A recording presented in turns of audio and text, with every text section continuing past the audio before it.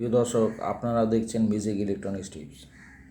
আপনাদের দেখাচ্ছি বন্ধুরা, যারা আমার নতুন দর্শক আছেন আর নতুন সাবস্ক্রাইবার, তারা বিশেষ করে দেখবেন এই যে ব্লিঙ্কিং টিউবলাইট যে আছে সেটা কেমন করে ঠিক করা হয়। ঠিক আছে, এমনি ব্লিঙ্কিং করলে আপনারা কখনোই ফেলে দেবেন না।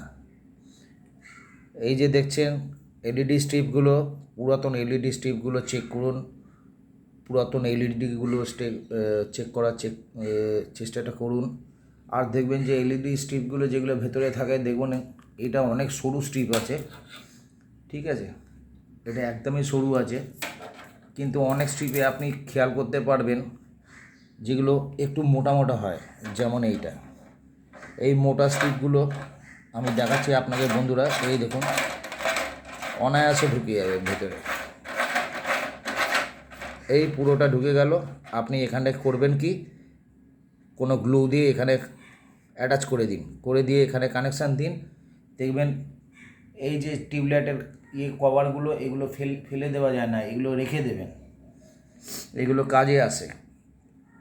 আপনার পুরাতন কোনো সেট থাকবে, পুরাতন সেট থেকে আপনি চেষ্টা করবেন এলইডি স্ট্রিপটা ডিসি লাইন এসি লাইন ঠিকমতো প্রবেশ করছে কিনা, এখান থেকে কারেন্ট সাপ্লাইটা ঠিকমতো পাস হচ্ছে কিনা চেক করার পর যখন দেখছেন যে ডিসি ভোল্টেজ আপনি পাচ্ছেন 100-150 সামথিং, যা কিছু হোক, তখন আপনি চেষ্টা করুন যে অন্য এলইডি যে এমনি এত লম্বা যেগুলো এলইডিগুলো টোটাল থাকে, সেইগুলো থেকে একটা ম্যাচিং করে আপনি বার করে নিন।